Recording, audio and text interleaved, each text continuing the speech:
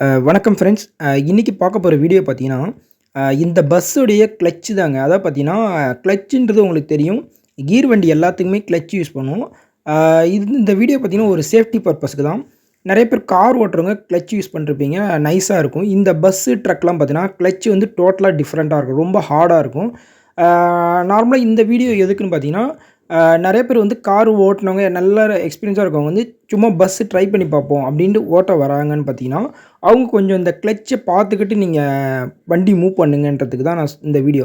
ஏன்னா இது வந்து டோட்டலாகவே டிஃப்ரெண்ட் ஆகும். அதாவது காரோடைய கிளட்சுக்கும் அதாவது லோ வெஹிக்கிள்ஸோடைய கிளட்சுக்கும் பஸ்ஸோடைய கிளட்சுக்கும் ரொம்ப டைட்டாக இருக்கும்.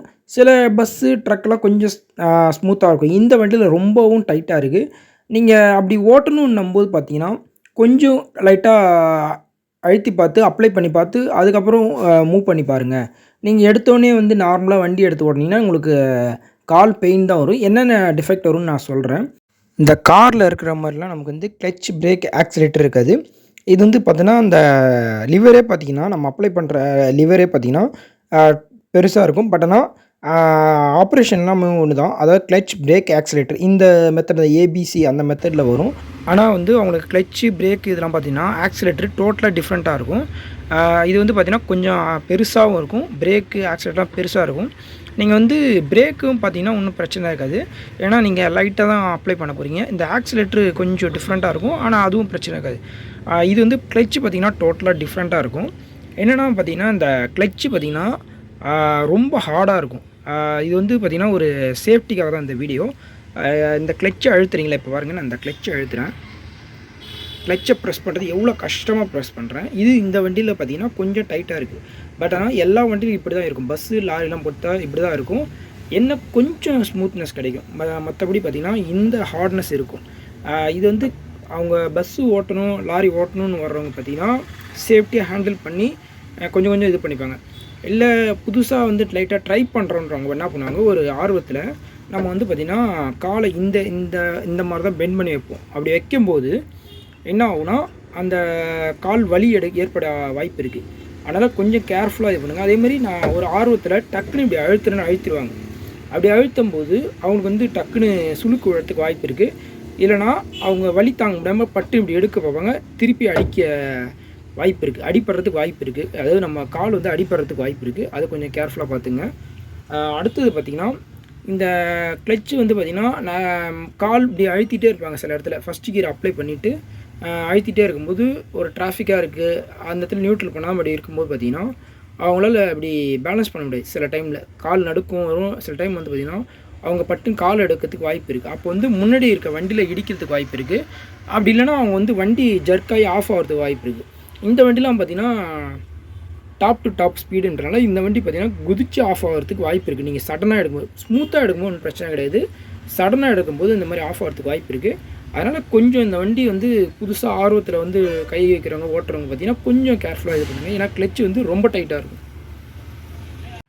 இது இந்த பஸ்ஸோடைய சீட் பொசிஷன்.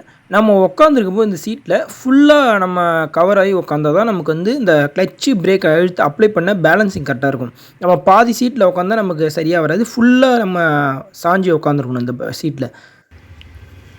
இந்த நீங்கள் சீட்டில் உட்காந்துருக்க பொசிஷன் பார்த்தீங்கன்னா, உங்களுக்கு வந்து இந்த கிளட்சை நீங்கள் ஃபுல்லாக அழுத்துறீங்கன்னு வச்சுக்கோங்களேன். ஏன்னா ரொம்ப ஹார்டாக இருக்குங்க. ரொம்ப ஹார்டாக நீங்கள் அழுத்துறீங்க ஃபுல்லாகவே அப்படின்னு பார்த்தீங்கன்னா, உங்களுக்கு பின்னாடி பார்த்தீங்கன்னா இந்த நம்ம அதாவது முதுகும் இந்த உட்காந்துருக்க பாட்டமும் ஃபுல்லாகவே சீட்டில் நம்ம வந்து ப்ளேஸ் ஆகிக்கணும். அதாவது பார்த்திங்கன்னா ரொம்ப நம்ம டச் ஆகிருக்கணும்.